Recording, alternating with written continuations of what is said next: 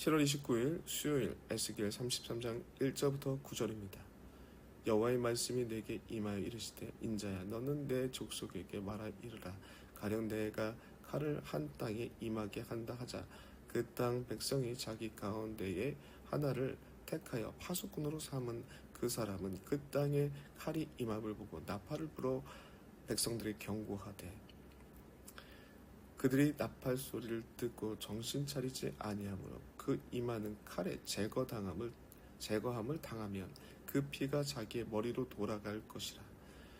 그가 경고를 받았던 자기의 생명을 보존하였을 것이나 나팔 소리를 듣고도 경고를 받지 아니하였으니 그 피가 자기에게로 돌아가리라.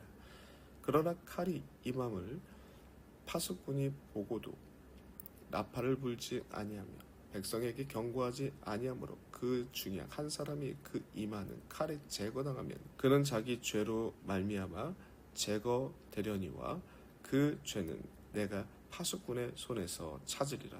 인자야 내가 너를 이스라엘 족속의 파수꾼으로 삼았음이 이와 같으니라.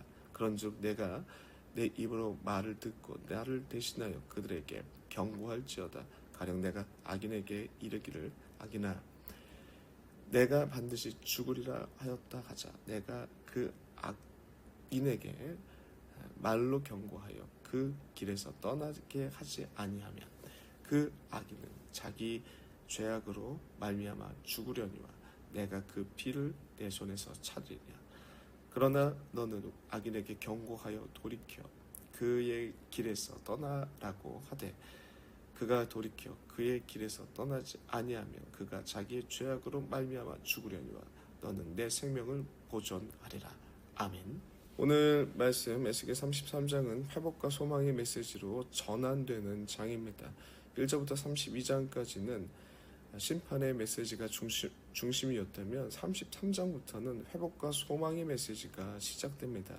이 시작의 첫 번째 하나님께서 주시는 말씀은 파수꾼에 대한 말씀입니다. 1절부터 6절까지의 말씀입니다. 전쟁의 위험을 알리는 파수꾼의 일반적인 역할에 대해서 언급하고 있습니다. 여기서 하나님께서는 두 가지를 강조하고 계시는데요. 첫 번째는 파수꾼의 책임에 대해서 이야기하고 있습니다. 파수꾼의 책임은 반드시 위험을 경고해야 한다라는 책임이 있습니다. 그 일을 못한다면 그 책임은 파수꾼에게 묻겠다고 말씀을 하고 있습니다. 두 번째는 듣는 자의 책임입니다. 듣는 자는 경고를 듣고 또 무시하고 그리고 무시하는 반응을 한다면 그 책임은 듣는 자에게 묻겠다라고 말씀하고 있는 것이죠. 여기서 아주 중요한 회복의 메시지가 또한 함께 선포되고 있는데요. 하나님의 귀한 말씀이 선포되었을 때 듣고 무시하지 않고 반대로 파수꾼의 경고를 듣고 반응한 자들은 그 생명을 보존받게 될 것이다 라고 말씀하고 있습니다. 바로 이러한 일반적인 파수꾼의 역할과 그것을 듣는 자의 책임에 대한 부분을 이스라엘 심판과 회복의 메시지로 담아내고 있는 것이 이어지는 7절부터 9절까지의 내용입니다. 7절을 함께 읽어보겠습니다. 7절 보시면요. 인자야 내가 너를 이스라엘 족속의 파수꾼으로 삼으니 이와 같으니라. 그런즉 너는 내 입의 말을 듣고 나를 대신하여 그들에게 경고할지어다 라고 말씀하십니다. 하나님께서는 에스겔을 이스라엘 족속의 파수꾼으로 세우셨다고 말씀하고 있습니다.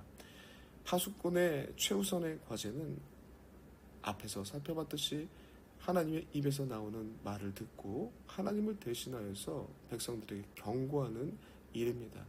파수꾼의 성패는요, 백성들이 회개했는가, 얼마만큼 많은 회개를 했는가 안 했는가에 있지 않습니다.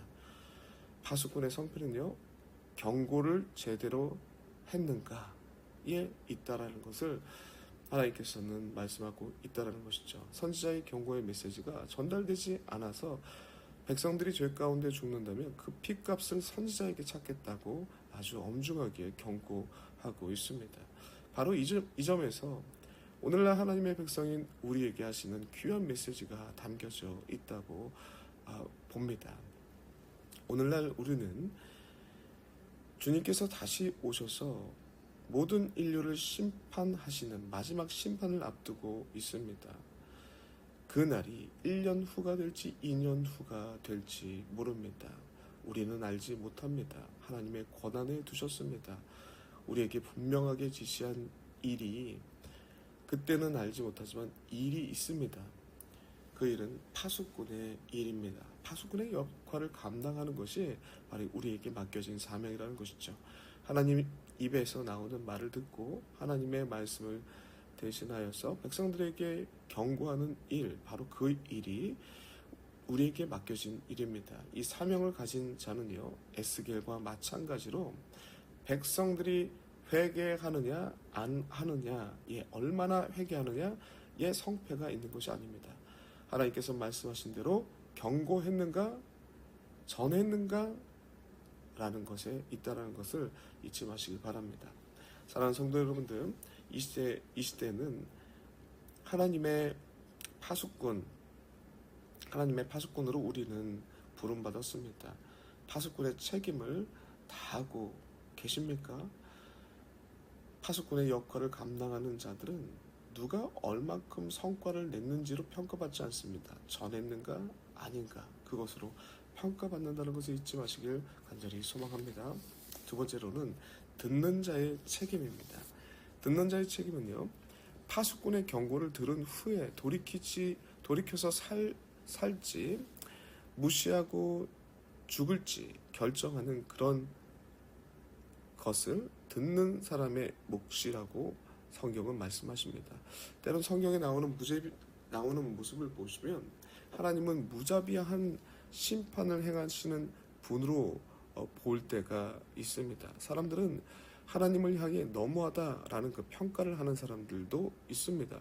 심지어는 불의하다라는 생각을 하는 사람도 있습니다. 그러나 하나님께서는 자신의 충성된 선지자 에스겔에게 파수꾼의 예를 들면서까지 나를 대신하여서 그들에게 경고하라. 그렇지 않으면 그 책임을 피로 묻겠다고 엄중히 경고했습니다. 그리고 죄가 있다면 바로 멸망의 심판을 하시면 되는데 굳이 오래 참으십니다.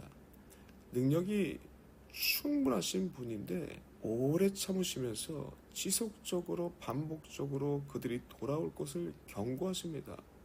그리고 하나님께서는 악인들이 죽는 것을 기뻐하지 아니하시고 경고를 듣고 돌이켜 생명을 얻게 하시는 그 은혜의 성품 또한 가지고 있다는 것을 본문에 계속 드러내고 계십니다. 하나님의 심판은 결코 무자비하거나 불의한 모습이 아니라는 말씀을 계속하고 있는 것이죠. 문제는 이렇게 했음에도 불구하고 파수꾼의 경고를 무시한 그것에 대한 책임은 전적으로 듣는 자에게 있다라는 것을 말씀하고 있는 것이죠. 정리하겠습니다. 사랑하는 성도 여러분들, 하나님은 오늘 우리를 각자의 삶의 자리에서 파수꾼으로 부르셨습니다. 가정에서, 일터에서, 그리고 이 사회 속에서 하나님의 진리를 대언하는 나팔이 되셔야 합니다. 사람들이 듣든지 아니 듣든지 결과에 대한 두려움을 내려놓고 우리에게 맡기신 생명을 향해서 경고의 나팔을 부는 것, 그것이 우리의 할 일이고 그것에 대한 부분을 하나님께서 묻겠다라고 말씀하십니다. 이때 우리가 기억해야 될 것, 파수꾼의 역할을 감당하는 자들, 누가 얼마큼 성과를 냈는가로 평가받지 않습니다. 하나님의 말씀을 전했는가 아닌가로 평가받는다는 것을 잊지 마시길 간절히 소망합니다. 삶의 모든 영역 속에서 하나님의 파수꾼의 역할을 잘 감당하시는 주의 백성들 되시길 간절히 소망합니다. 기도하겠습니다. 하나님, 너무나도 감사합니다. 하나님의 백성들 파수꾼으로 부르셨고 파수꾼에 대한 귀한 역할을 주님 깨닫게 하시니 감사합니다. 결과로 평가받는 것이 아니라 파수꾼에게 맡긴 그 사명을 감당했는가 안 했는가, 경고했는가 전달했는가 안 했는가, 그것으로 평가하시는 주님이시라는 것을 잊지 않게 우리를 붙잡아 주시옵소서. 우리가 속한 모든 영역 속에서 하나님의 파수꾼이 되어서 하나님의 말씀을 분명하게 전달하는 하나님 백성 되게 하여 주시옵소서. 예수님의 이름으로 기도드리옵나이다. 아멘.